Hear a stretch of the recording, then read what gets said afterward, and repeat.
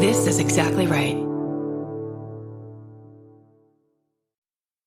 If you're always on the hunt for fresh audio entertainment, look no further than Audible. It's the home for stories told by the biggest stars, like Ethan Hawke, Kerry Washington, and Kevin Hart. Whether you're looking for epic adventures, chilling mysteries, or can't-miss comedies, Audible lets your imagination soar with audiobooks, podcasts, and originals. They have an incredible selection of audiobooks across every genre, and as an Audible member, you can choose one title a month to keep from their entire catalog. Members also get full access to a growing selection of included audiobooks, Audible originals, and also podcasts. I love Audible, especially for when I'm walking my dog.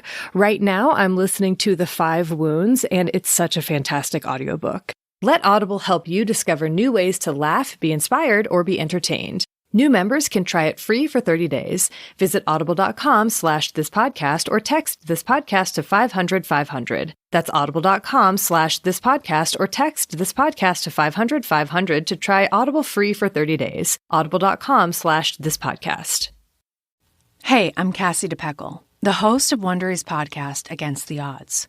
In our next season, former President Teddy Roosevelt mounts a dangerous expedition to map an unexplored river in the Amazon, known as the River of Doubt. He, his son Kermit, and the rest of their team face dangerous rapids, dwindling food, and even murder from within their ranks. They have no idea how long it will take to reach the end of the river. And as each day passes, the perils of the jungle bring them closer to death. Follow Against the Odds wherever you get your podcasts. You can listen ad-free on the Amazon Music or Wondery app. My name is Louise. I live in Johannesburg, South Africa. So I'm originally from Cape Town.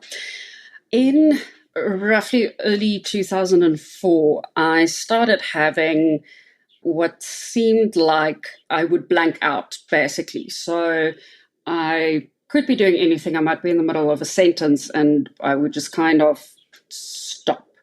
So it would seem like I was conscious. My eyes would be open, but I would essentially be unconscious. I did not know what this was. At first, it didn't particularly seem to bother me, but it started happening more and more. Sometimes it was accompanied by what I would now describe as an aura. So sort of a strange sensation almost physically inside my brain. It felt like having an electric shock inside my brain. For a while, we didn't do much about this. I was about 16 at the time, and my mother was of the opinion that this was happening because I was not managing my stress levels sufficiently. I'm not entirely sure what that was supposed to mean. And she was not entirely wrong. Stress was a factor, but this was not actually me not managing it properly. So at the end of that year, she took me to a psychiatrist to try and see what we could do about this, because, as she said to me, if this carried on happening, I would not be allowed to get a learner's license. So anyway, my mother takes me to a psychiatrist and I have a session, and he says to her, take her to a neurologist, she has epilepsy. I get sent for an EEG. Afterwards, we go back into the doctor's rooms. He has a look at the EEG and he says, oh yes, this is textbook epilepsy. You had an 8-second seizure while you were during the EEG. I have to say, my poor mother, that was the first time I've ever seen anyone's jaw literally drop. She was so shocked. I was just really relieved to know that this was not, in fact, my fault. So what the doctor explained to me was that I had absence epilepsy, what used to be called petit mal. I did not know that there was any kind of epilepsy other than the kind where you fell on the floor and shake, and that was what was epilepsy in my mind. So I was surprised to discover there was something else. So I was put on medication. The brand name here is Epilim, or Epilazine is the generic. It's sodium valproate. The doctor told me I should be careful because this can increase my appetite and cause me to gain weight. Now I'm a 16, almost 17-year-old girl, so this caused me a great deal of anxiety. And I remember telling my mother, okay, well, help me look out for, am I eating more? Another side effect is developing acne. Now, I had been quite a lucky teenager. I never had serious breakouts. I had the occasional pimple, and suddenly I was developing pretty serious acne. And again, I'm 17. Suddenly I have acne, I'm gaining weight. It really did a number on my confidence. In my early 20s, my seizures had been completely controlled for years, since I had initially started on the medication. So 2010, I was 22, and my doctor agreed with me that we could try and lower the dose, and if that goes well, we can stop the medication and see what happens. So I started having brain zaps again occasionally, and I kind of ignored them because I thought, nope, I'm fine. Don't want to be on the medication. And then one day, it was after class in the afternoon. I was sitting in the computer lab with some of my classmates. We were busy working on assignments. And the next thing I know, I open my eyes and I am flat on my back on the floor. And there are several very concerned faces sort of crowding above me. So what had happened was that I had been in front of my computer and I had all of a sudden had a grand mal seizure. Well, what used to be called grand mal, these days are called tonic-clonic seizures. And this is the classic one where you fall on the floor and your body stiffens and then you shake. I later asked some of my classmates sort of what did it look like? And apparently I had been foaming at the mouth. And because I'd bitten my tongue, there was blood in the saliva, which cannot have been easy for them to see. I think I am very lucky that I did not lose bladder or bowel control, because that is something that can happen during a tonic-clonic seizure. And obviously, it's not something that you can help. It's just a medical thing, but I would have been just so embarrassed. I was incredibly confused after the seizure. I was also completely fatigued. I could barely move my body. I couldn't walk. So I go back to my previous dose of medication. The year after that, 2011, is when I moved to Joburg. Things seemed to be going fine. I, of course, had to switch to a different doctor.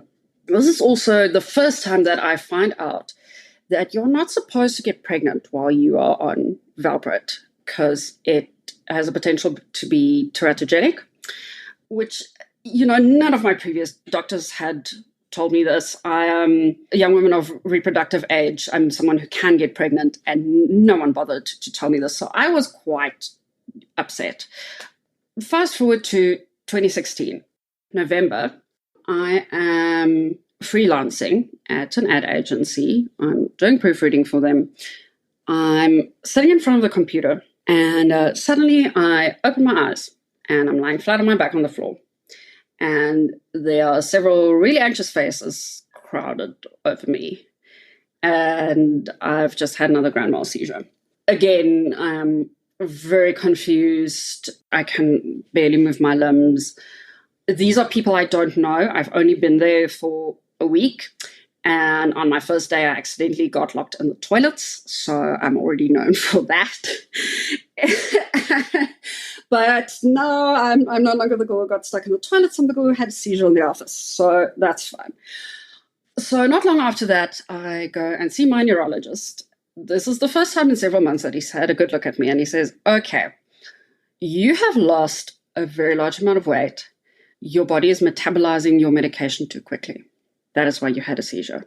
On top of all the stress and so on. So we I think actually we doubled my medication. Things have gotten better since then. That was the last seizure of any kind that I've had. My stress levels improved. My acne improved. So things are generally better. Now, I have pressed pause on any kind of reproductive decisions for now. I'm turning 35 now, so I still have a little bit of time if I want to think about it. The epilepsy has been under control for several years now, so for the most part, it's not giving me grief. But that was quite an unpleasant experience, that realization about just things that I hadn't been told. Maybe it's because I was a teenage girl. And my doctor didn't think that it was particularly necessary to tell me about certain side effects, apart from gaining weight, because obviously that's the only thing that could worry me. For me, my epilepsy experience has been quite a mixed bag. I am technically quite lucky that mine is easily controlled with medication. I can lead a normal life, but it's also been a giant pain in my ass, and I would prefer not to have it. I don't have any sort of feelings about, oh, it's made me a stronger person or anything like that. And it has also given me some insight into aspects of the medical profession that are disappointing. That's where things stand at this moment. I'm hoping for maybe, I don't know, magical miracle gene therapy or something that will remove this, but we will see where things go.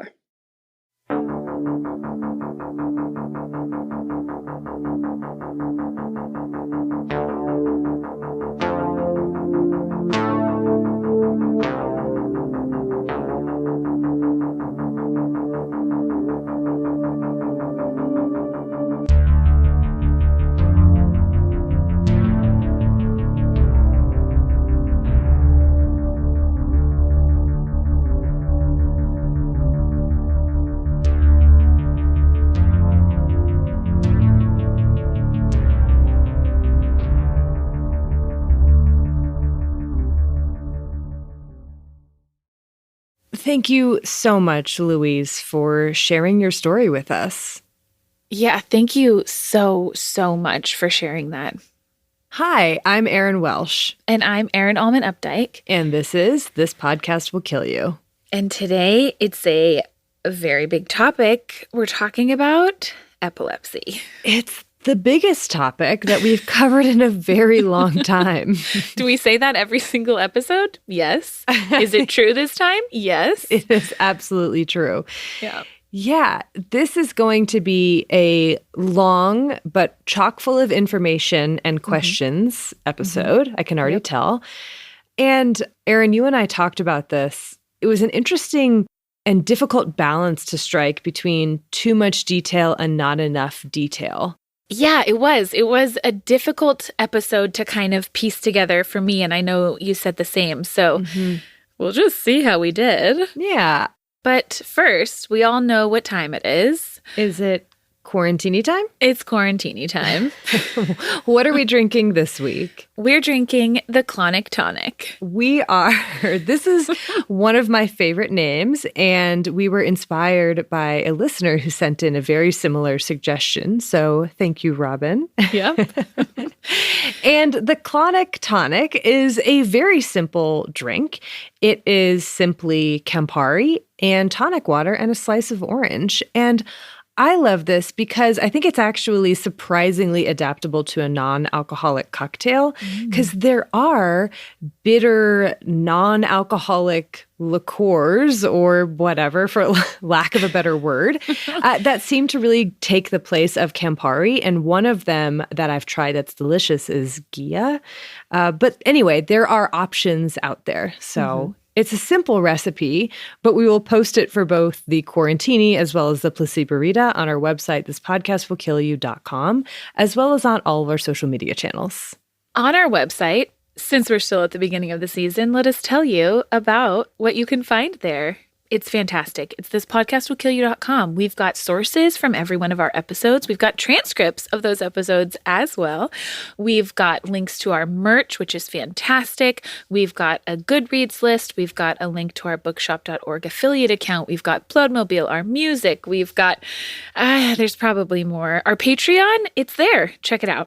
It's all there. I'm wearing one of the very cool new crew neck sweatshirts that you can find on our merch page, and it's the best. You should get one for yourself, everyone. I was actually wearing one of our new sweatshirts recently when I went out to get a milkshake, and somebody was like, I love your sweatshirt. I love that podcast. And I got so embarrassed that I just was like, thanks, cool.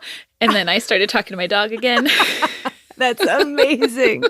Oh my gosh. I love story. That. It's a great sweatshirt. All right. Well, shall we get into the actual topic of this episode? I think we should, right after this break. Whether it's deciding on a meal, shopping for the ingredients, or all the prep work involved, cooking can get exhausting. Fortunately, HelloFresh now has over 40 weekly recipes to choose from to help get you out of your recipe rut and make your life easier. HelloFresh provides pre-portioned ingredients and easy-to-follow recipe cards so you can enjoy a delicious home-cooked meal without any of the hassle of meal planning or prepping. Regardless of your lifestyle and meal preferences, HelloFresh has something for everyone. I love HelloFresh because it saves me from having to think about meals or what I need to get at the grocery store. And I get to enjoy a delicious meal, like my recent favorite, soy glazed salmon with rice. Go to HelloFresh.com/thispodcast65 and use code thispodcast65 for 65% off plus free shipping. That's HelloFresh.com/thispodcast65, promo code thispodcast65 to get 65% off and free shipping. HelloFresh, America's #1 meal kit.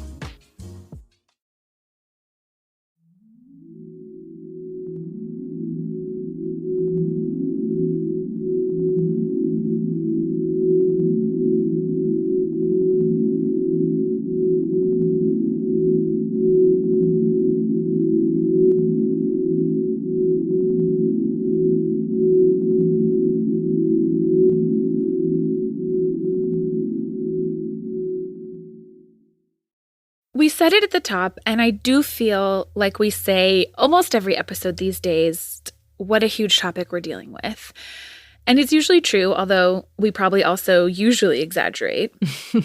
For sure. But when it comes to the topic of epilepsy, this really is something that could probably be split into, quite honestly, a whole season of episodes, depending on how deep you wanted to get in all of the various types of seizures and types of epilepsy and the specific pathophysiology, not to mention history and epidemiology and so on and so forth. Mm-hmm. It really is an absurdly large topic to try and cover in under 2 hours, hopefully. Overly ambitious of us. So we are not going to cover every detail today, which means that we might not cover any one particular form of epilepsy or type of seizure that some listeners might be hoping for in the amount of detail that you might want. But the good news is we'll have plenty of resources for you who want to dive deeper. And what I'm hoping that we can all get out of this biology section, at least, is an appreciation of, first of all, what the heck is a seizure anyway? Yeah. What are some of the various types of seizures? Because spoilers, it's not just what you've seen on TV. How do these seizures differ, and what's going on in our brains during this process? And then what is epilepsy in the context of seizures? Yeah. So that's where we're going to try to get to right now. I want to know the answers to all of those questions. I'll do my best. So I'll start out with just some definitions. And for these, I will quote, because love to have a quoted definition. Epilepsy, the definition from the International League Against Epilepsy, is defined as, quote, a chronic disease of the brain characterized by an enduring predisposition to generate seizures, unprovoked by any immediate central nervous system insult. Asterisk, Aaron's words, that part's really important, and we'll get into it. Back to the quote. And by the neurobiological, cognitive, psychological, and social consequences of seizure recurrence. So let's kind of just reiterate in maybe more easy language. Epilepsy is recurrent seizures that happen chronically without a clear provoking cause, at least not acutely, like not a single identifiable cause of seizures, and all of the consequences that result from those recurrence of seizures. So clearly, to understand what the heck that means, like what the heck epilepsy is in that context, we have to first understand seizures and realize that not all seizures are indicative of or lead to the disease known as epilepsy. So while all people living with epilepsy experience seizures in one form or another, not all people with seizures or who have had seizures have epilepsy by definition. Right. So, what is a seizure then? And again, the International League Against Epilepsy has a definition for us. And I quote, "A seizure is a transient occurrence of signs and or symptoms due to abnormal, excessive, or synchronous neuronal activity in the brain." Episode over. That was so clear, right? I have so many questions already. I do too, Erin. And while that definition might have been helpful for some people, I actually really struggle with that definition. So I'm going to try and really break this down in the way that my brain makes sense of it, which is on a very basic level. We all know, and I've talked about on this podcast before in other episodes where we've dealt with things like meningitis or other kind of brain-related injuries, that our brain communicates via both electrical and chemical signals. So in general, what happens in our brain is that chemical signals are converted into actual electrical impulses.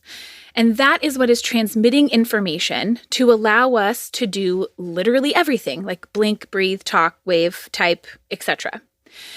And these electrical signals and the chemical signals as well have to be very tightly regulated, both in their circuits of where they go and how they go and the timing for us to be able to do all of the things. So what happens in a seizure is that we see a burst of these electrical impulses, an abnormal amount and or abnormal networks or pathways of activity. That is what we are seeing in a seizure, and that is what is picked up on an EEG when they're hooking up all those electrodes to look at the electrical activity in your brain, and they say this looks like a seizure. And this abnormal activity, it can start from just one part of the brain, which results in what we call a focal seizure, or what used to be called partial seizures. Or sometimes we can see this burst of electrical impulses from both sides, both hemispheres of our brain at the same time. And that results in what we call a generalized seizure. And because our brain is, suffice it to say, very complicated, it's a complex structure with a lot of different layers between which these electrical impulses have to travel. So these abnormal bursts of activity can happen in any given part of our brain, which means that those signs or symptoms that we might see or associate with a seizure can actually vary incredibly widely depending on where in the brain they're occurring. I have a question about the word abnormal. Oh, yeah. What is normal? And then how far outside of normal is abnormal? What does the range look like? You know what I mean? Yeah. That is a really, really good question. And I'm going to just say I don't have an answer for it because I don't know enough about EEG readings. And I know that there are sometimes things that can be called by some people, this looks like what we would call an epileptiform or a seizure-like change in an EEG that maybe by other people would be interpreted as not quite that. So it's a really good question. And I don't think that there, in some cases, is a cut and dry answer. But what we see on these electrical readings is basically just impulses that often associate with specific seizure-like activity that we'll talk about in a minute that also correlate with what we're seeing on an EEG that is different than a person's baseline brain activity. Okay, 2 questions. One, when you're comparing to baseline, is that person's baseline or like population baseline? And then number 2 is who is doing the reading? Is it a person or is it a computer or is it both? Like who determines what is an epileptiform pattern? Excellent questions. For the first one, I don't fully know. There are, I think, enough EEGs done in the world and being studied for many decades that we have a sense of what typical brain patterns look like across various people. You would still also compare one person's EEG at their baseline when they're not having seizures versus when they are having seizures. So I think it's a little bit of both. Okay. And it is not me. It's a neurologist who is reading the EEGs. Okay, but it is a human. It's a human. A lot of times there's, just like with an EKG, when we're looking at your heart, there's usually a computer readout component, but then an actual human is always going to be the one looking at it and determining a human with a lot of training, a lot. Okay. Okay, fascinating. Cool. But it is also true that because of that, there is a certain amount of subjectivity, right? Right, That's also right. true. Okay, so what then might some of these different types of seizures look like? I think most people listening likely associate seizures with one very specific type of seizure. And that seizure type is called a generalized tonic-clonic seizure. These used to be called grand mal seizures, so that terminology might be familiar to some people. These are the kind that you see on TV, where somebody might collapse and is unconscious, and then they have a rhythmic jerking of especially the large muscles of their body.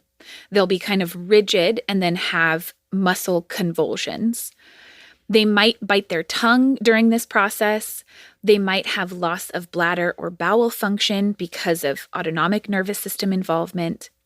And then usually when they wake up, they have a period of confusion where they're not quite sure what's going on, and this might take some time to resolve. That is one type of seizure, but it is just one, and there are so many more than that. And that makes sense since now we know that any part of the brain can be affected. So let's get into how we can classify seizures. We define seizures first from their point of origin. So like I said before, seizures can be focal, which means they start from one part, one hemisphere, and one little part of the brain. Don't ask me how little, Erin, just like one area of the brain. Okay. Or they can be generalized, meaning that they're starting at onset from both hemispheres of the brain. And a lot of times we actually don't know. We don't know necessarily what that pinpoint origin is. And so then these seizures are classified as unknown origin. And then we can further classify them by what signs and symptoms we see after that. Then, to further break this down, there are also motor and non-motor seizures. So motor seizures have like physical skeletal muscle involvement. So moving of usually the extremities or something in some way. This can look like spasms. It can be like a hyperkinetic or a myoclonic, like stiffening and tightening of muscles. It could be a tightening and relaxing very rapidly, which is what results in that tonic-clonic description. That's what tonic-clonic means. It's alternating between tensing and relaxing of muscles with this like jerking motion. It could also be much smaller twitches of muscles, just say of the hand or the face. Or it could also be a sudden weakness. So rather than a tension of muscles, it could be a sudden flaccidity of muscles. And that's all just within motor seizures. It could also have none of that and be a non-motor seizure, which could have a huge variety of symptoms. It could have cognitive symptoms like just a blank stare, where people just suddenly like have no emotion on their face. It is a blank stare and is unresponsive. It could be sensory symptoms that might even be something that people are feeling or are aware of, sudden sensory changes. Or it could be a complete loss of activity all of a sudden, which is called behavioral arrest, where someone just suddenly stops exactly what they're doing. And a whole bunch of other things even within that. And when we especially talk about focal seizures, this is not true for generalized seizures, but then the third step that we have to look at is whether awareness is intact or impaired. So because a focal seizure happens in only one part of the brain, someone may or may not know and be aware that they're having a seizure at the time that they're having it. And so we say that their awareness is either impaired or intact. With generalized seizures, awareness is not intact because it's happening in both hemispheres of your brain at the same time. But a lot of times people do have like prodromes or what we call auras prior to a seizure, so they might know that one is coming. And before you ask, because I know you're going to have a million questions. I do. You can already see one on my face. Yep, I can. All of these different seizure types are not mutually exclusive. Different types of epilepsy, or even a single seizure episode, can have multiple of these forms within them. So, for example, something could start as a focal seizure, but could then generalize and become bilateral, and then end with something that looks like a generalized tonic-clonic seizure. Or people could have different foci of seizures throughout their brain that result in, throughout their lifetime, having seizures of multiple types or multiple forms. And my last important note before I let you ask questions that I hope I can answer is that one of the things that's very important to know about seizures is that these are brief episodes. These are brief episodes of this intense neuronal activity. And when I say brief, I mean on the order of seconds to 1 to 2 minutes. Because any seizure lasting more than 5 minutes, or if you have multiple seizures happening within a short time frame where someone does not return to full consciousness in between, that results in something known as status epilepticus and is a major medical emergency. We thought, I think, for a long time in the kind of history of epilepsy that it was 20 or 30 minutes before this became an emergency, but it's not. If seizures are happening for 5 minutes straight, that's a medical emergency because there's so much brain activity that can result in long-lasting damage. This is rare. Status epilepticus is rare. It most often happens with generalized tonic-clonic seizures. So that seizure that's happening on both sides, resulting in that convulsive whole body seizure. But it's also possible to have non-convulsive status epilepticus. And that's, I think, really important where EEGs can be so integral in like figuring out what's going on because you might be having more seizures than you even have very obvious signs or symptoms of. Right. That makes sense. Okay. I know you have a million questions. Yeah. Okay. I want to start pretty general. Okay. We have all of these different seizure classification types. There can be overlap. There can be multiple descriptors for a certain type of seizure. That is important information. What does that information help you decide to do? Does it have an impact on treatment, on prognosis, on, like what sort of information do you get from that beyond just what type of seizure it is? Excellent question. It has implications for kind of so many different things.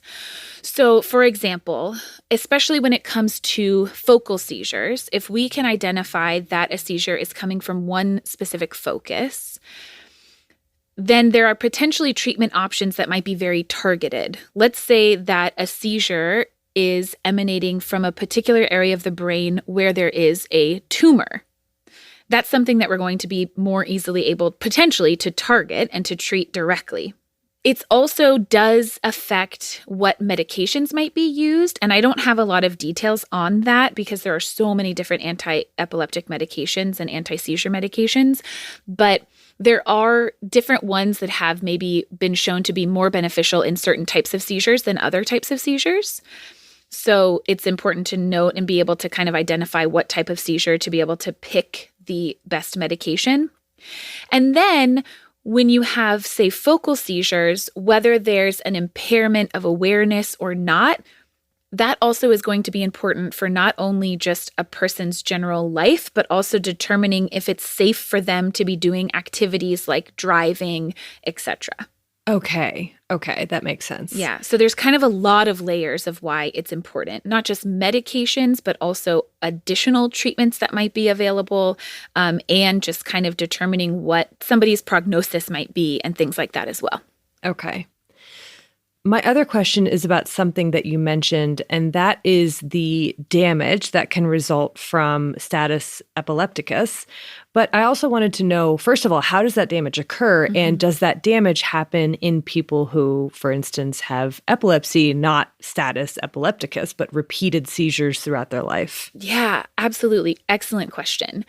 So the short answer is yes, there are changes in the brain that are going to happen with epilepsy and with recurrent seizures. And one of the things that I always try and touch on it in all of our episodes is the pathophysiology of whatever we're covering. And so that usually means trying to get into some of that nitty-gritty detail, like what is happening in our brain during this process.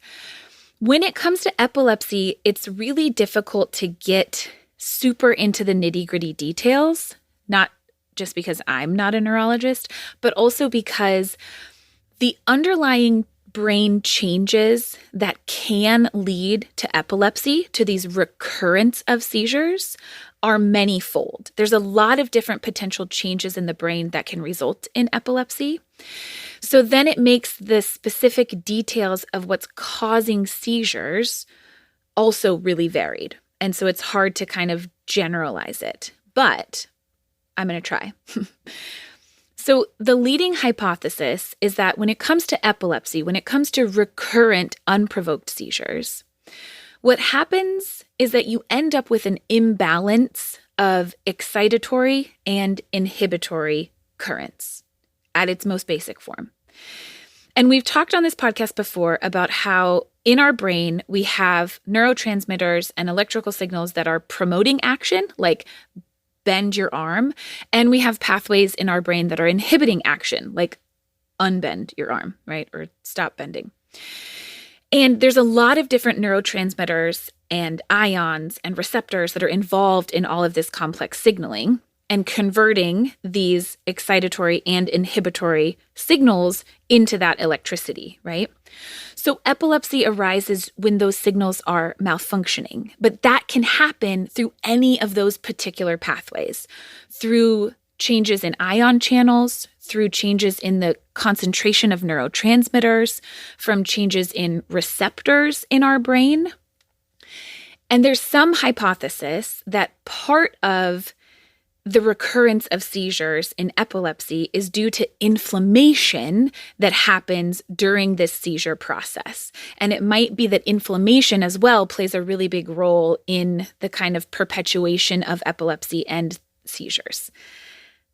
I don't know if that fully answers your question.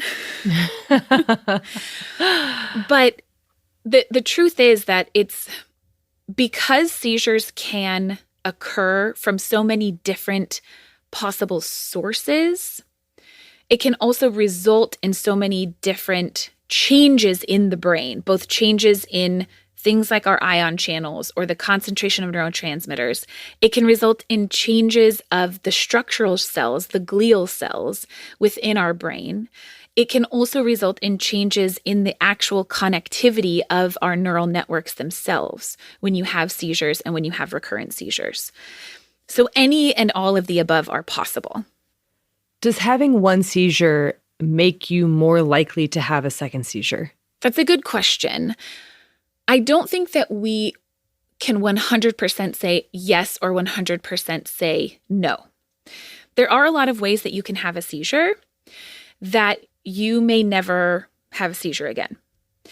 For example, febrile seizures, which happen in kids, usually young kids, most commonly like 12 to 18 months, but usually anywhere from 6 months to 5 years, can have a seizure in the context of an acute illness where they have a fever that's not from a central nervous system infection, because that would be something else entirely. And these most often resolve spontaneously. We don't usually see any permanent or residual damage. And while there may be some association between kids who have febrile seizures and who later do get diagnosed with epilepsy, that doesn't mean that most kids who have febrile seizures are going to develop epilepsy by any means. Okay. Same thing if you think of someone who's a child or an adult who ends up having a seizure because of metabolic derangements like severe hypoglycemia in the context of something like diabetes. Okay. That can result in seizures, but this would be a reflex or a provoked seizure due to that clear factor, hypoglycemia, causing that seizure. And no matter how many times you might have a hypoglycemic seizure, that doesn't necessarily mean that you have epilepsy. That was my other question, which was unprovoked. What is provoked versus unprovoked? Okay, got Exactly. Yeah, the same is true for something like alcohol withdrawal, which is a very common cause of seizures. Okay. So if your seizures are only and exclusively in the context of alcohol withdrawal, that doesn't necessarily mean you have epilepsy. Right. And so when you're talking about unprovoked, you're not talking about triggers for epilepsy seizures, like flashing lights, or which I know is correct. Not yes. very, yeah. Okay. Yeah, actually, that's a really good, important point. Yes, I'm not talking about that, which can trigger someone who has epilepsy. And one thing I think is really important that I saw in a paper that I never thought of that way is that epileptic seizures, so people who have epilepsy, their seizures are not random. Like seizures are not entirely random. We might not know by any means what any provoking factor is for any given particular seizure that someone has, but something is going on in a person's brain that ends up leading to a seizure in a person who has epilepsy. Okay. So they're not entirely random. Gotcha. Yeah.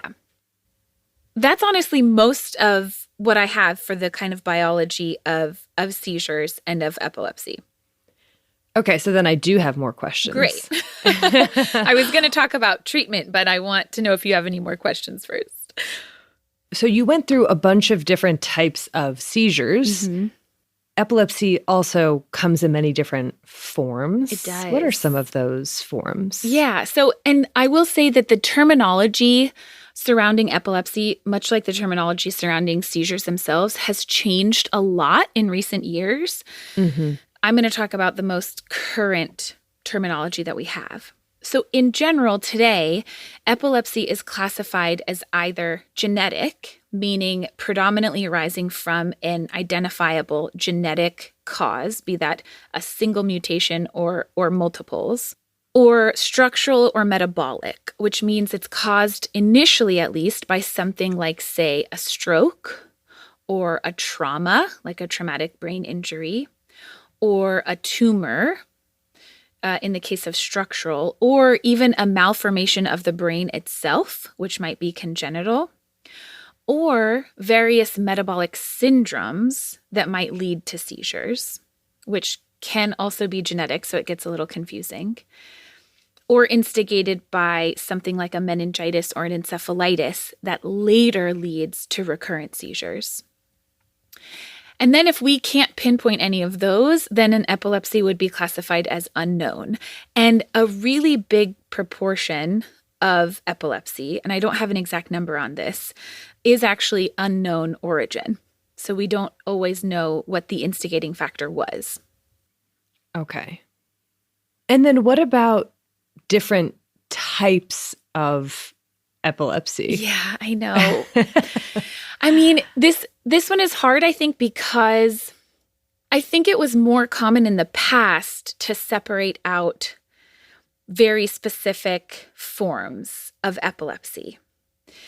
And now I think we have started lumping a lot more of them together based on those classifications that I mentioned, like what type of seizures do you have with your epilepsy? Okay. So I know when I was in med school, I had to memorize a whole bunch of different seizure types and a whole bunch of different types of epilepsy. And it seems like the trend now is more to focus on what seizure types does a person with epilepsy experience and classify it based on that. So as an example of that, a lot of people might have heard of temporal lobe epilepsy. Temporal lobe epilepsy means seizures that are arising from the temporal lobe, which is one lobe of our brain. We have one temporal lobe on each side. So now it would be more common to classify that as a person who has epilepsy, whose seizure type is a focal onset, impaired awareness seizure originating from the temporal lobe with motor symptoms of various forms. Okay. Does that make sense? So it's like more cumbersome, but a lot more specific. Right. I mean, and it makes sense in terms of treatment too, I would imagine. And then within that, you'll still be able to classify the type of epilepsy based on whether it's genetic or whether it was from a structural change or a metabolic disorder, etc. Right. Important also that genetic does not mean hereditary necessarily. Yes, absolutely. Speaking of treatment. Yeah, what treatments are there? How do they work? Great question. There are a whole host of anti-epileptic or anti-seizure medications. And the good news that I have is that most data that I saw suggests that up to 70 or some places say 80% of people living with epilepsy will achieve remission. And often this happens with the first drug tried, the first anti-seizure medication that somebody tries, regardless of what one they end up trying. There are too many different anti-seizure medications for me to list. Some of them act, for example, on sodium channels, and so they're modulating some of those chemical signals. Some of them might act on certain neuroreceptors or other neurotransmitters like GABA or glutamate. So I'm not going to get into the nitty-gritty of how each of these different medications work, but you can imagine that if we can pinpoint any specifics about a seizure, we might be able to pick one anti-seizure medication over another, right? And 70% remission sounds pretty good, but it also means that right now, 30% of people do not or will not necessarily achieve remission. What proportion of that is lack of access versus not finding the right drug? That's a good question. That's not counting lack of access. That's people who are tried on anti-seizure medication. Yeah, which is really important because we'll get into lack of access later. Yeah. This is where it becomes really important to be able to identify as much as we can about seizures, because for some people who can't achieve remission with medication so far, there may be surgical options depending on the focality of their epilepsy. So surgery might mean resection or destruction of an area of epileptic focus, or it might be nerve stimulation, usually peripheral nerve stimulation rather than deep brain stimulation. Various forms of this have been shown in some cases to lead to a reduction in seizure burden, maybe not complete remission. Another treatment that a lot of people have probably heard of because it's all over everything is a dietary control known as the ketogenic diet. Mm-hmm. The ketogenic diet is very interesting and probably could be its whole own episode. In general, the quality of evidence that we have is not all that great, but likely because of small sample sizes. But it has been shown for treatment-resistant childhood epilepsy to improve the chances of seizure reduction or remission. There's a lot less evidence for less restrictive diets, like there's a modified Atkins, there's a low glycemic index version, but for someone who is living with very frequent seizures, even a small reduction in seizure burden might be a pretty big deal and pretty life-changing. But the data that we have is just not all that strong. And a true ketogenic diet, like is used in these studies to look at epilepsy, is incredibly difficult to achieve. It is very, very restrictive. So it's not the keto diet that's on the news. Just throwing that out there. I just am personally very interested in like the potential mechanisms of the ketogenic diet. So I do have a couple papers if people want to read more about it. Spoilers, we don't know. But there's a lot of different hypotheses with various levels of potential theoretical and actual support on how this change in forcing our brain to use ketones rather than glucose might shift basically metabolism or mitochondrial function to then change the way that electrical impulses are generated. It's pretty cool, but it's all kind of theoretical at this point. So yeah. Okay, interesting. It's interesting. There's more if you want to read about it. But that essentially is what I have, at least, about epilepsy and seizures. I have 2 questions. Okay. My first question is, how many recurrent seizures does it take to be diagnosed as epilepsy? Ooh, great question. 2. Oh, really? 2 or more. I can give you like a full, even more formal definitions. 2 or more unprovoked seizures greater than 24 hours apart, so not within the same day. Or, and this part's very interesting and has really huge implications for the treatment of people with epilepsy going forward, it can also be a single unprovoked seizure in a person who has a greater than 60% risk of having another seizure over the next 10 years. And the way that they determine that is by looking at an EEG to see if the findings on there look like there are changes in the brain already that have the potential to result in seizures, or any epileptiform activity that you can see on an EEG, even if you're not having seizures at the time. And so those two things with a 60% probability would then, even with a single seizure, mean that you have epilepsy. Okay. And then the third thing would be also if you have an epilepsy syndrome, so like a genetic or other disorder that is known to be associated with epilepsy. Gotcha. Yeah. My second question is, you talked about how epilepsy, a lot of the time, we don't know what causes someone's epilepsy. Yeah. A lot of the time, also, epilepsy can just stop. Yeah.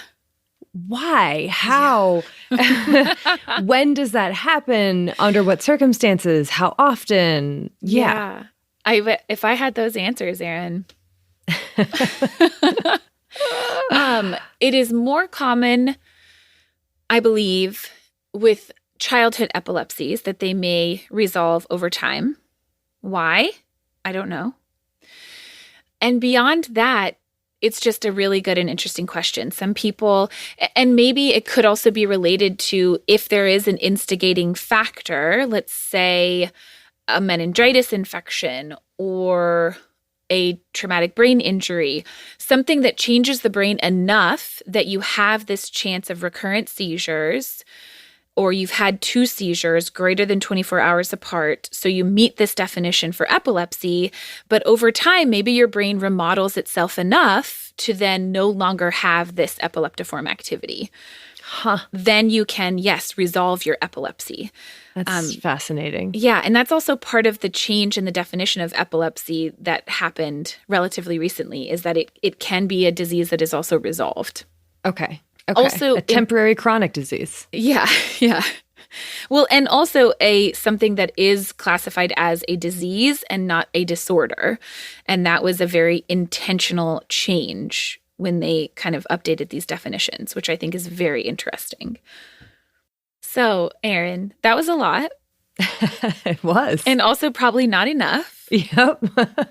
So tell me, where did all of this come from? How did we get here? Have we always had epilepsy? What? I will start the deep dive into the history section right after this break.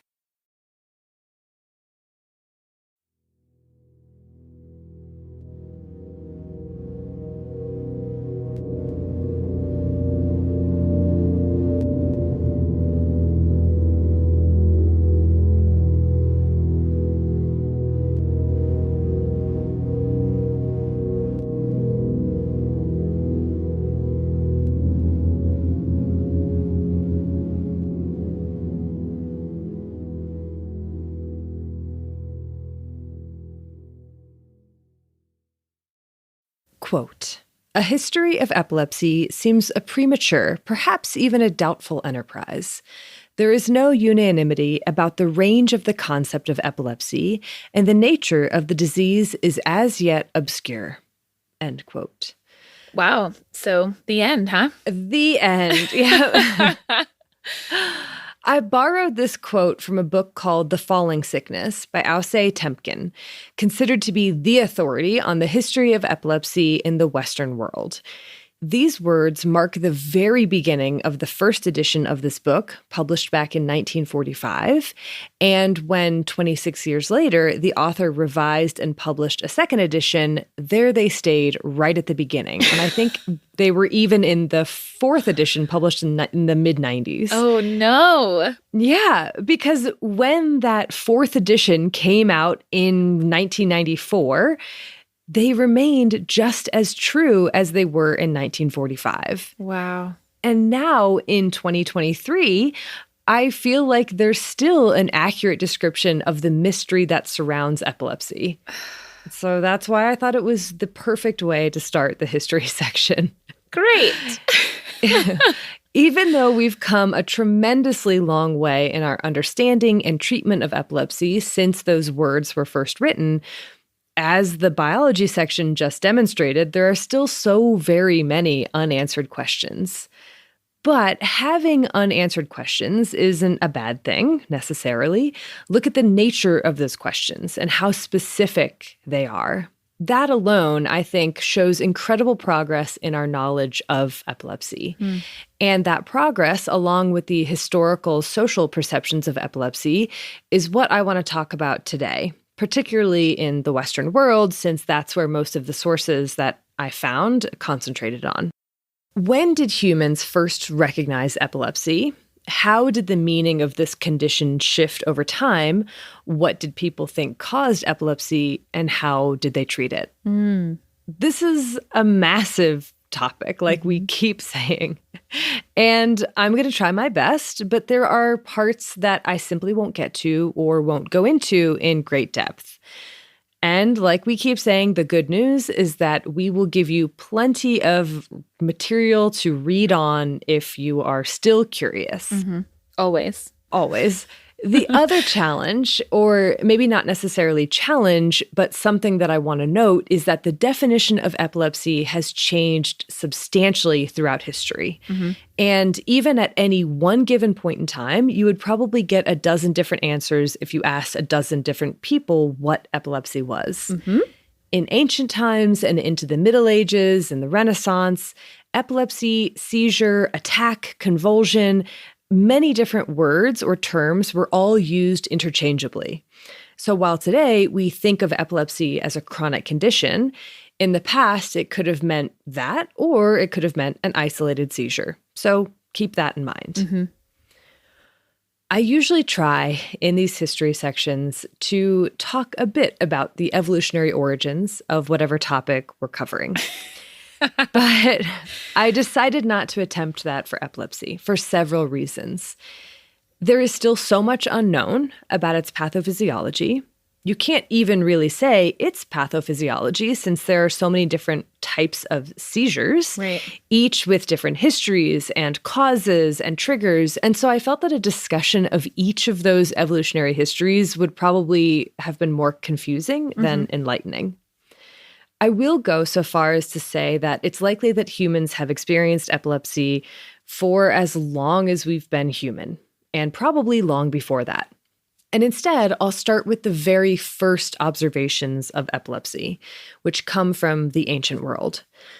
Some researchers have speculated that trepanation, which is a practice that's been performed for thousands of years, where you make a small hole in the skull and remove the bone, that was done to treat epilepsy, and that ancient trepanned skulls indicate their knowledge of the disease. But this remains controversial, and it's something that we're never going to know for sure. Why people use trepanation in ancient times.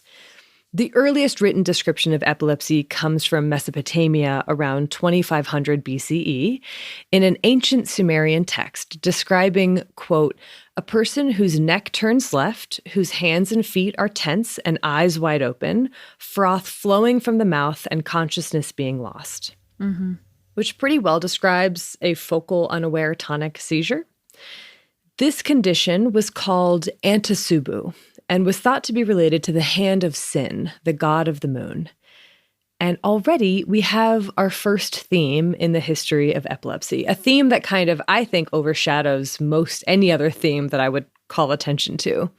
the belief that the condition had links to the supernatural, to religion, to magic of some sort, that it was more than a physical condition. Yep.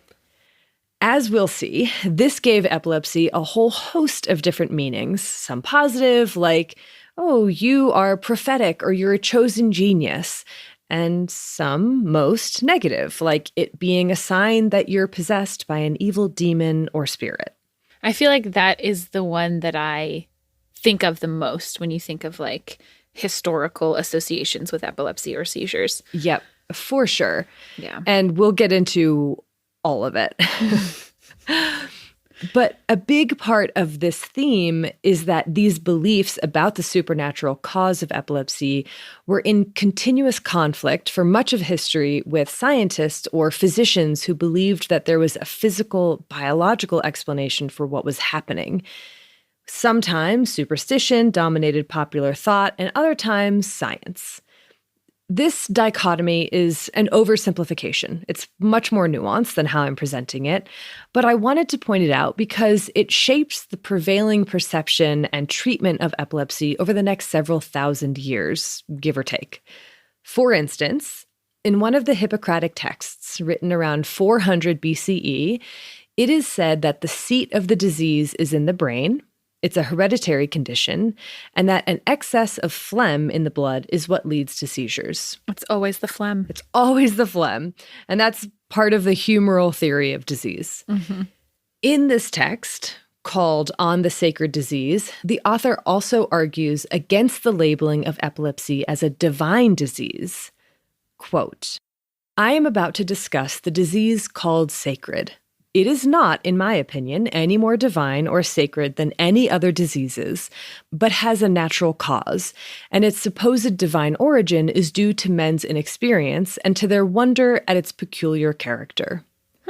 But if it is to be considered divine just because it is wonderful, there would be not one sacred disease, but many. Which is kind of amazing, considering that was like thousands of years ago. Yeah. And so much happened in between then and now. Yeah. And this isn't to say that the science behind what these ancient Greek physicians believed caused epilepsy was sound by today's standards. You know, for instance, it was caused by the weather, hot wind, dry wind, whatever. But it was a clear and important distinction to them, to many physicians at that time. And I think that's really interesting. Yeah. However, that was certainly not the case as we move on to ancient Rome and then especially the Middle Ages. In ancient Rome, the scientific lens through which many Hippocratic-era physicians viewed epilepsy shifted to one that was a bit more supernatural, or at least one where a supernatural explanation was more willingly considered. An epileptic seizure could be a bad omen, and it was often thought to be brought on by an unwelcome god or demon. A person who had epilepsy was considered unclean and their condition contagious by touch or by sharing food or drink. While occasionally it was viewed as a blessing or a sign of prophecy, by and large it was a negative, stigmatizing disease. The meaning that epilepsy held, or the importance with which people viewed it, can be seen in part by looking at the names that it has had over time. Let's start with the word epilepsy, which has roots in the Greek verb epilambanian. I'm probably completely destroyed that, but that word means to seize or to attack. Okay. So epilepsy seems to have been used in these ancient texts simply to mean seizure, a single medical event without any connotations of supernatural or magic elements. The chronic condition was often referred to in ancient Greece and Rome as the sacred disease or the great disease, which eventually turned into the Latin morbus maior and then into the French grand mal, which is also a term that we used to use for a certain type of seizure. In the Middle Ages, the name most commonly used to describe the condition was something involving falling. The falling sickness, the falling evil, catechus meaning falling, something that falls. And I will also note that the falling sickness was what the disease was called in the first descriptions in ancient Chinese medical texts dating back to 770 BCE. But also in the Middle Ages, the disease began to be associated with more loaded words, such as demonicus and lunaticus, referring to the belief that epilepsy was a type of madness or that it was a sign of possession. Speaking of lunaticus, I don't know if I'm saying that right, probably not, which is where the word lunatic comes from. Right. It originates from the Latin luna, meaning moon, since it was believed that the moon could cause bouts of insanity or epilepsy. During this time period, people with epilepsy were often described as being seized by, quote, the disease of the moon. Why the moon? Well, perhaps it was the vengeance of the goddess of the moon, or you could go with the scientific explanation that, quote, the waxing moon heated the atmosphere surrounding the Earth and consequently melted the brain, thus provoking an attack. So, but I mean, like, this is something that kept occurring to me, is that we look back at that now and we laugh, but that was science. Like, the goddess was the superstition part. Right. The science part was the moon melting your brain. Yeah. There are many different ways to distinguish between superstition and science, or wishful thinking or magical thinking and science. And some was done at the time of the writings, and some is done from our perspective today. Right. So we could look at that and go, oh, well, both of those are definitely superstitious beliefs. How could you ever think that the moon would melt your brain? But back then, that was science. I don't know, something I kept thinking about. Epilepsy was also thought to be from demonic possession or caused by the devil, and its reputation as an evil disease gets a mention even in Dante's Inferno. Many people with epilepsy were forbidden to go to church, or if they were allowed, they could not take the Eucharist or touch anything in the church because, again, people thought it was contagious. Epilepsy was linked to witchcraft, and in the Handbook on Witch Hunting, Malleus Maleficarum, written by 2 Dominican friars and published in 1494, it was said that seizures were characteristic of witches, and also that witches could cause epilepsy to develop. Huh. Yeah. A lot of feelings there. But again, I will say that there was no overall consensus on epilepsy as an evil disease at any point in time. There were also mentions of it as a saintly disease. Saint Valentine is the patron saint of epilepsy, and one that marked you as chosen in a good way or a genius. Continuing into the Renaissance, epilepsy was still a disease fraught with meaning. And it was still the doctor or the priest or society that got to choose what that meaning was. Priests were sometimes called in to determine whether someone was possessed or simply had epilepsy. And people with epilepsy were believed to have the power of prophecy, but that their prophecies should be taken with a grain of salt. I suspect it was something along the lines of, we should believe them if it's a favorable prophecy, and we should shun them otherwise. I'm so curious if there was any correlation between like different seizure types and whether someone was considered to be demonic versus saintly or possessed versus, you know, a fortune teller. Like it's so interesting to try and, well, we can't know, I guess, but we can't know. And as I'll talk about, people did recognize many different seizure types. Yeah. But I think it was so difficult to spread this information, but also to look back now and go, oh, that was this type of seizure. Or, right. Oh, they were seeing this. Was what they were writing about even a seizure? Right. You know, like, I don't know. Yeah. Yeah. But it is around this time, during the Renaissance, that scientific thought and the medical writings of ancient physicians like Hippocrates and Avicenna began to experience a resurgence as people became more and more skeptical of supernatural or magical explanations.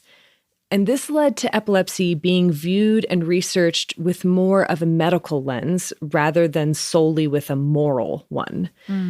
Which isn't to say that epilepsy became a neutral disease, not at all. As one author put it, superstitions were exchanged, not discarded. But before I continue on to that, I want to go back and ask not what epilepsy meant to people from ancient times to the Renaissance, but what people actually knew about what epilepsy was.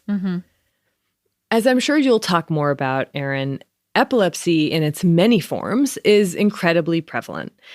And this likely isn't a new phenomenon, given the extent to which epilepsy was written about historically.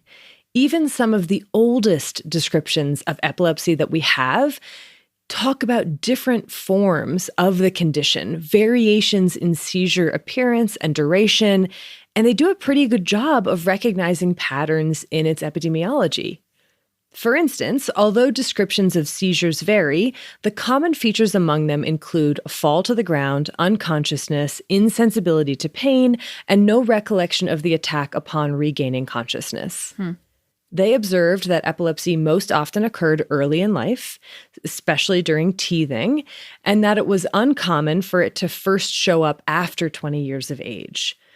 Some writers suggested it was hereditary, while others said it was congenital. Like one of the more popular and persistent superstitions from the Renaissance was that if a pregnant person saw someone having a seizure, that baby would develop epilepsy. Oh my gosh. Eventually, yeah. Okay. Yeah. Not what happens. No. Writers early on recognized that a seizure was often preceded by what they called, and what we still call, an aura, meaning breeze, which got its name when a young boy described a sensation like a cold breeze entering his head right before he had a seizure. A range of pre-seizure signs or symptoms was recognized: slow speech, headache, dizziness, stiff hands, ringing in the ears, just to name a few.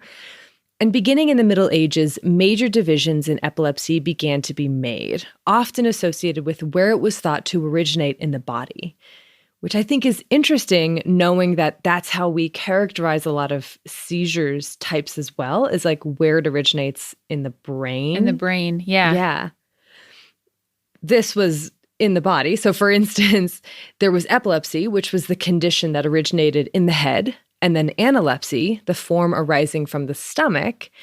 And then catalepsy was from any other part of the body.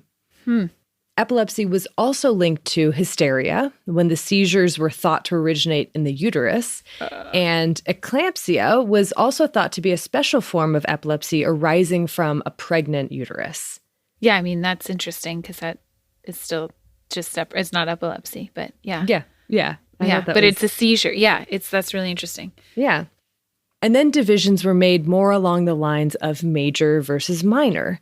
Platerius in the 12th century wrote, quote, "Major epilepsy is a complete obstruction of the principal ventricles of the brain. People suffering from it fall down quickly, the mouth and face are distorted, and there is also a trembling movement of the neck and of the whole body and clenching of the teeth. Sometimes they pass urine, feces, and seed involuntarily. They snore and froth, and when the froth has been wiped off, they froth again. Minor epilepsy is an incomplete obstruction of the ventricles of the brain. People suffering from it sometimes fall down, sometimes they do not fall down, but faint. The froth, once having been wiped off, does not reappear, and they are quickly relieved." Interesting. Yeah.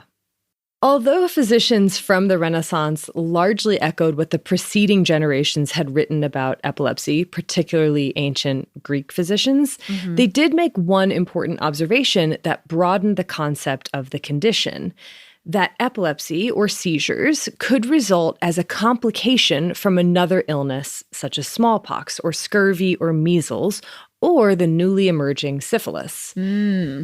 Essentially, the idea that epilepsy could be a symptom or a complication and wasn't just a disease unto itself. That is super interesting. Isn't that? And as this definition of epilepsy expanded, the classification came to be more about perfect or simple epilepsy, the most common form, the form that you see the most. And then there was imperfect epilepsy, anything that was out of the ordinary. And while these physician writers certainly weren't right about everything, the extensive writings with largely accurate representations of prognosis, range of seizure types, timing of onset, and association with certain traumatic events such as a head injury shows that these physicians were thinking about the disease and writing about it in a systematic way. Yeah. What they did struggle with was the ultimate cause of epilepsy, which I think we can empathize with, given just how many things can cause epilepsy, how much of the time we don't know what causes it, how many different types of seizures there are, and how we are still struggling to understand the pathophysiology of this condition. Right. Scientific explanations were varied. Hot weather or dry weather or too temperate weather, drinking too much alcohol or not enough, exercising or lack of exercise, too much sleep or not enough, anger, fright, bad smells. Anything could be blamed for epilepsy. And we've already gone through some of the moral explanations. Nothing seemed to fit. Nothing seemed to be a satisfyingly consistent answer.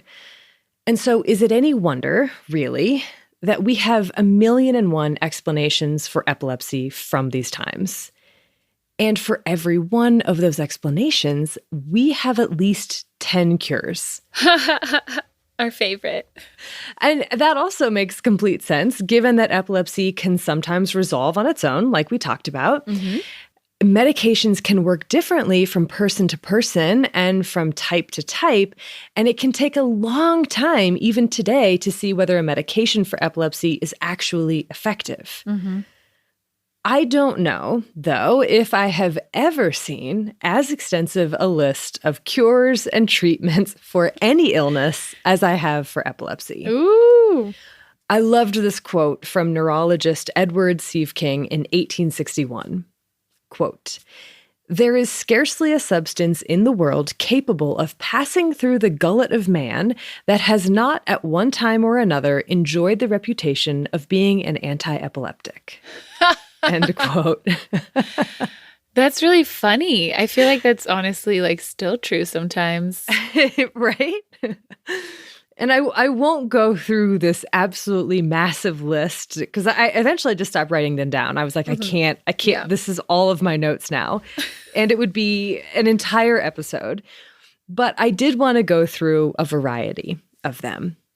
Mistletoe is commonly featured, especially mistletoe collected at the new moon. An amulet containing coral, peony, and the root of strychnos. Peony also shows up frequently. An iron nail or weapon, avoidance of iron, the first vertebra of a human, drinking human blood, especially gladiator blood. Okay. Lichens of horses or mules. I don't know exactly what that is. Genitals of seals. Nope. Testicles of the hippopotamus. No. Also no. Also no. Blood of the tortoise or of the flatfish. Oh, what? The skin of a lizard. This lovely combination. Feces of the land crocodile, the heart and genitals of the hare, and blood of the sea tortoise. A frog's liver. Burned human bones in a cocktail. Avoidance of goats. Menstrual blood rubbed over the soles of your feet. Just stop it. 2 more. Kill a dog and let the patient have its bile. And my absolute favorite is, quote, to let the person who first saw him fall urinate into his own shoe, stir the urine, and give it as a drink to the patient. Erin, like, I know we talk about not, like, judging people back then, but, like, come on. I know. It's really, I mean, there are lots of things like burned human bones and pea shoe. Pea shoe. Like, pea. that's not ever going to be a thing. I mean, I think it does demonstrate how desperate people were for a cure. That seems even beyond. Yeah, I also wonder sometimes, like, were any of these ever written as a joke and we're just Like, they're like, haha, look at these ridiculous things that people have tried.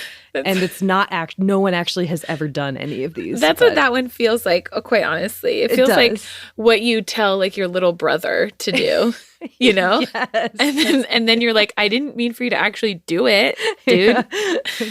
Mom. Yeah. 100%. Exactly. Well, fortunately, as we move on to the Age of Enlightenment and beyond, so like the 17th, 18th century onwards, epilepsy becomes less about drinking someone's pee from a shoe and more about systematic study. Okay, love it.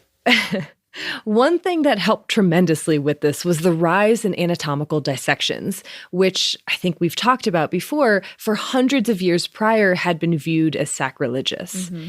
And so for the first time, anatomists were able to link certain diseases with observable changes in the structure or function of body parts. Mm-hmm. And that included epilepsy and changes in the brain, such as an abscess or a tumor or a hemorrhage in someone with the condition.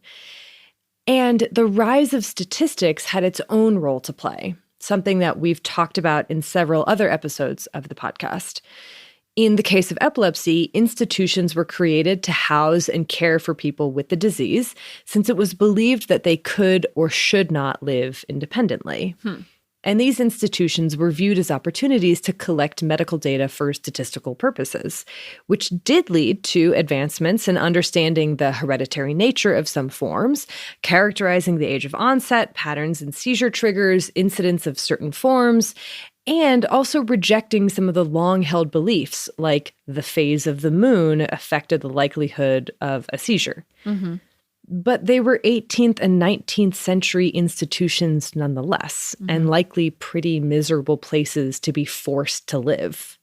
Demonic possession, or association with quote-unquote insanity, continued to be used as a justification for locking someone with epilepsy away, and it was only in the early to mid-1800s that separate buildings were established for people with epilepsy and people deemed quote-unquote insane, with one major distinction between the groups being that the epilepsy group could attend mass, while the quote-unquote insane group could not.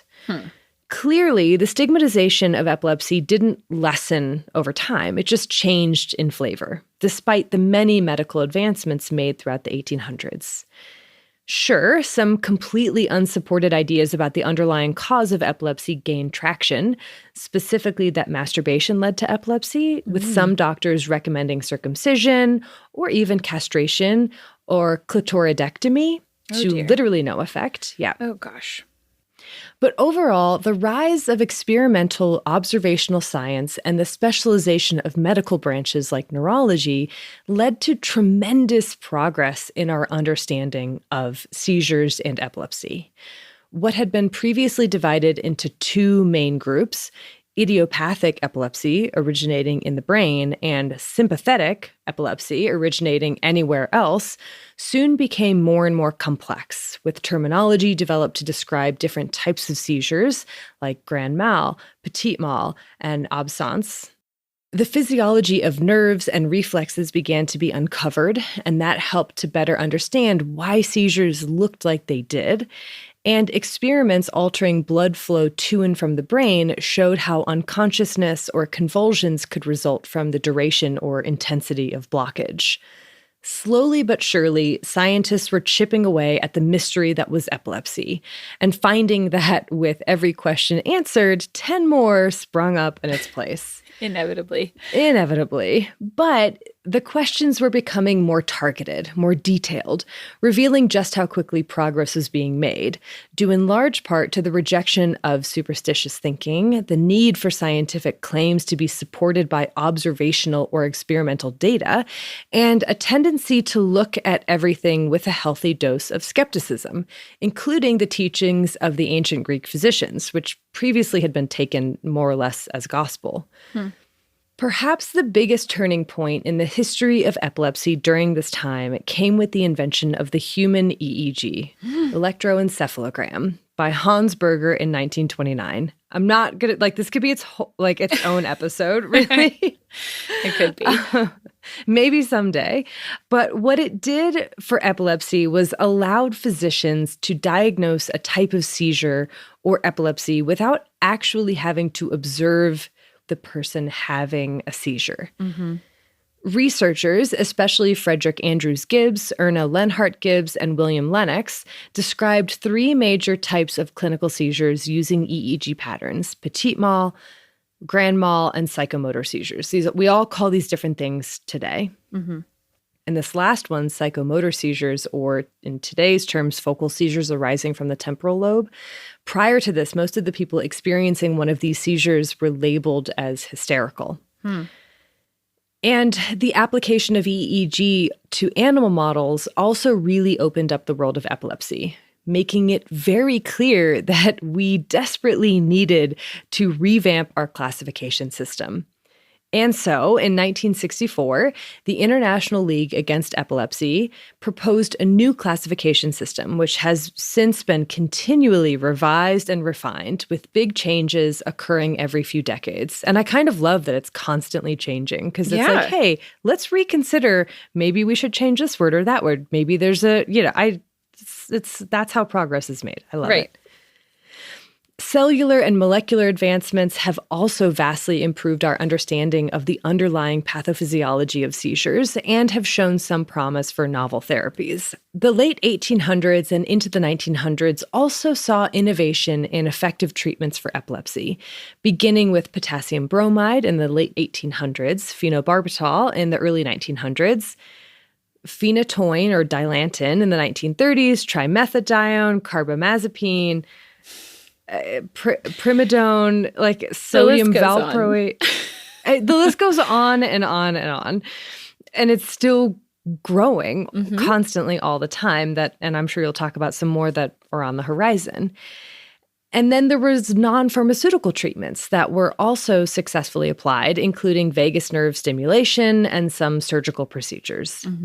I hope that I've shown by now that the 1800s and 1900s were a time of incredible progress in terms of understanding and treating epilepsy. But the rise in quote-unquote scientific or rational thinking didn't mean that the stigma of epilepsy disappeared. In the previous centuries, epilepsy had been feared or looked upon negatively, likely because it was a mystery. You fear what you don't know. No one knew what caused it. No one knew why it happened, when it happened. And so science couldn't answer it. It must be a devil. It must be a god. It must be whatever, the moon. But when we finally gained enough concrete knowledge about epilepsy to conclude that it wasn't demonic possession, that knowledge wasn't used to dispel the harmful stigma surrounding epilepsy, but rather to perpetuate it. Beginning in the late 1800s and early 1900s, the United Kingdom and many states in the U.S. created laws for the sterilization of people with epilepsy and laws forbidding marriage if you had epilepsy. I know. At the same time, I will point out that marriage was often prescribed for women to cure their epilepsy. Stop it. Not pregnancy necessarily, but just marriage. Stop it. Will calm you down and God. lead you to not have seizures. Oh, no. No. Hey. These sterilization and marriage laws were bolstered by some of the earliest research into the genetics of epilepsy, which was done in the early 1900s. And if all of this screams eugenics to you, that's because it is. It is. Yep, this is straight from the Eugenics Handbook. A horrifyingly prevalent opinion, the 20th century's demonic possession, held by so many people who were making the policy and healthcare decisions for these people. It's horrific. These laws forbidding marriage and permitting sterilization of people with epilepsy weren't repealed in some states until the 1960s.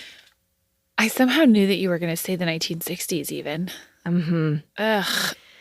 By 1966, 3 states, West Virginia, North Carolina, and Virginia, still had eugenic marriage laws.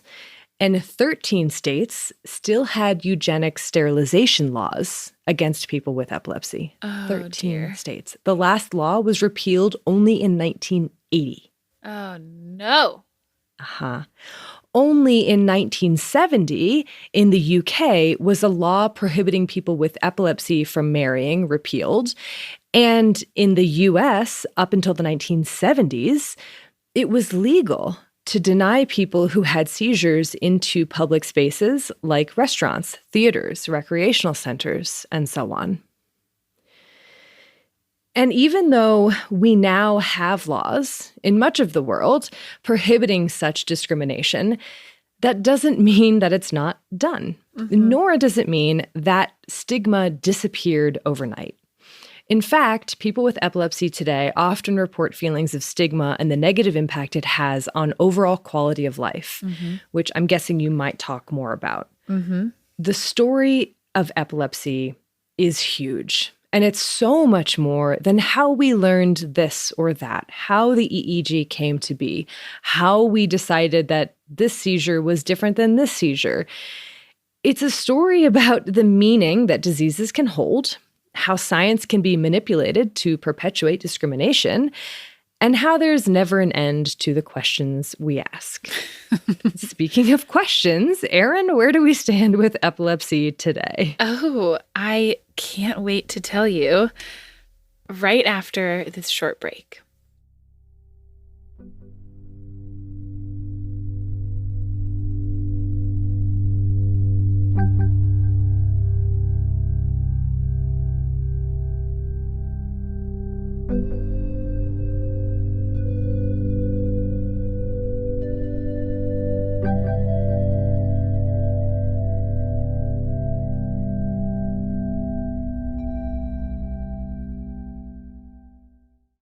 Epilepsy is so much more prevalent than I realized before researching this episode. Globally, more than 50 million people worldwide have epilepsy. What? 50 million people worldwide. And overall lifetime prevalence is thought to be about 1% on average. Wow. I know, right? Whoa. Disproportionately, epilepsy affects people living in low and middle income countries, and there's probably a whole myriad of reasons for that. And we'll get into a lot of issues associated with that as well. And another statistic that I think is important is that worldwide, there's an estimated 125,000 deaths each year related to epilepsy. And I think we often don't think of epilepsy as a disease causing death. Yeah. Because most of the time it doesn't. But the risk of premature death for people with epilepsy is estimated to be 3 times higher than that of the general population. And in low resource settings, this risk may be up to 7 times higher. Can you talk about why? It's a whole lot of different reasons. It could be things like drownings or car accidents, like traumatic incidences that happen in the context of a seizure. Okay. It could also be due to infections that result perhaps like following a seizure that isn't adequately treated, or as a result of status epilepticus resulting in certain brain changes that might make you more susceptible to infection later on, things like that. Huh. Which is why I think we see such higher burden in low and middle income countries where you're maybe not having as much diagnosis or access to treatment, especially in the cases of things that get more severe. Mm-hmm.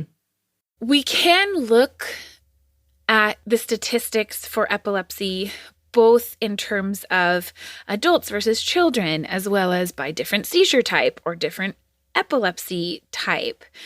And so we can just kind of briefly go over that because I think it's always an interesting part. Prevalence overall, unsurprisingly, for a chronic disease is highest in adults, right? Far more adults are living with epilepsy than children just because of the numbers of adults that exist. But when we look at incidence, so new diagnosis of epilepsy, It's highest in the youngest and the oldest age groups, which is really interesting. So it has kind of a bimodal incidence. Yeah. Where you'll see an increase, especially in the first year of life, although in low and middle income countries, it's maybe the first few years of life. And then a decline in the incidence, so new rates of new infection throughout adulthood, and then a subsequent increase again in people who are over age 85. Now, the types of epilepsy are going to be very different in those two age groups, where older adults, it's more likely to be as a consequence of something that happened, say a stroke or a trauma or etc. If we look at epilepsy by seizure type, one thing that I think is really interesting is that it's actually focal seizures that are the predominant seizure type in both children and adults, despite the fact that popular media would make you think that it's these generalized, tonic-clonic, very extreme seizures that are the only thing that represents a seizure. But the most common type overall is focal seizures, usually focal impaired awareness seizures, which account for about 36% of people with seizures. So this would be a seizure that starts from only one place in the brain, may or may not have motor involvement, but does result in the person being unaware of having the seizure at the time of the seizure. Okay. So again, it can look a lot of different ways, but focal seizures are more common overall. So interesting. And overall, unknown etiology of epilepsy is the most common. So even though we know that epilepsy can be genetic, it can be from structural or metabolic changes, it can be the result of a trauma, most of the time we don't know what the actual underlying cause is, which makes it really difficult. So then that brings us to where we go from here. Yeah. And I honestly didn't even know where to start when thinking about this, like current, future directions, because there's so much ground to cover. In terms of therapeutics, there has been a huge amount of advancements in recent decades. There are dozens of new medications that are safer, that we have better monitoring for. But I don't have any like, here's the newest, most exciting thing to tell you about, because we don't have like one single mind-blowing new drug. One thing that I thought was interesting was the idea of seizure prediction, which is something that people have been working on for a very long time. And I think in the 80s and 90s, there was a lot of hype around it. But then in the early 2000s, a review came out that was like, yeah, all that data was actually really flawed. And we are nowhere closer to a model to be able to predict seizure onset than we were like 30 years ago. But since then, people are still working on it, which I just think is very interesting. There's a lot of kind of flaws with the data that exists and the ways that people are trying to do it thus far. But with advances in EEG technology, it's more likely, I think, than it ever has been, which is really, really fascinating because so much of the burden of epilepsy is this recurrence of seizures that you may or may not know are coming, right? And so being able to predict seizure onset could have huge implications for quality of life. Right. And speaking of quality of life, I think one big takeaway from all of this is just how far we have to go, especially in low and middle income countries when it comes to not only the treatment, but also the identification of epilepsy. Yeah. So just last year in December 2022, the World Health Organization published a brief that was titled Improving the Lives of People with Epilepsy. And most of their biggest points were all focused on addressing the treatment gap and integrating the treatment of epilepsy into a primary care setting, since so much of the world doesn't have access to these specialized neurologists and epileptologists. So I think that that is kind of one of the things that I'm most excited for going forward, is just getting this knowledge to a place where it's more applicable to people who are already living with this. Mm-hmm. So that's epilepsy, Erin. It's we covered so much ground, Erin, but I know nothing. I know nothing. Oh my gosh. I know. I mean, I know a lot more. Same. But not So everything. And I feel like that's how we could sum up epilepsy and seizures in general. It's so true. Wow. Wow. Well, speaking of learning more, Let's all do it. let's talk about sources. So I had several. I'm going to shout out just one, and that is the book that I already mentioned called The Falling Sickness by Ause Temkin. And I also want to shout out a book that I have not read, but is on my list, has been for a really long time, and is supposed to be an incredible work of nonfiction called The Spirit Catches You and You Fall Down by Anne Fadiman. And these will both be on our website, both be on our list, as well as a bunch of papers that I also drew from. I also had quite a number of papers with so much more detail for those of you who want that nitty-gritty. I promise you, I have it. Some of the papers that I really loved were one that was kind of pretty basic, but it was titled The Epidemiology of Epilepsy. It was published in Neuroepidemiology in 2020. You can't get more effective than that. Perfect. There was also a really interesting one that has a lot more detail on how we think epilepsy develops over time. That was published in Nature Reviews Neuroscience in 2019. And then I've got details on ketogenic diet, if you want more of that, more on where we stand with the pharmacology of epilepsy, and then, of course, a link as well to the World Health Organization brief that I mentioned.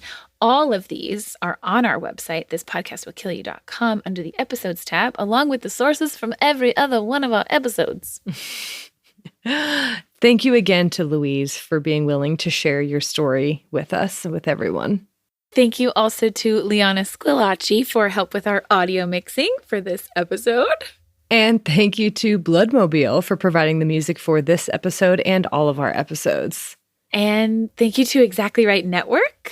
And thank you to you, listeners. There's so many thank yous. So many thank yous. But we don't want to forget about you. You allow us to make this podcast happen. Seriously, we love it. Thanks for listening. A special shout out to our patrons. It means so much to have your support. It really does. Oh, big topic over.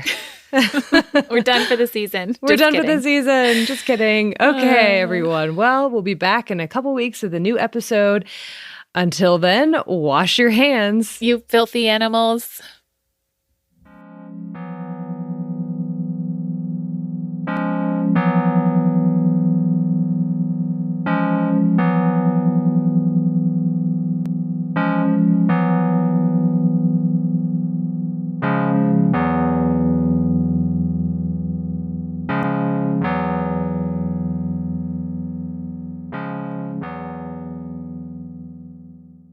Listen, follow, leave us a review on Amazon Music, Apple Podcasts, or wherever you get your podcasts. Hey, Prime members, did you know you can listen to This Podcast Will Kill You early and ad-free on Amazon Music? Download the Amazon Music app today. You can support This Podcast Will Kill You by filling out a survey at Wondery.com/survey.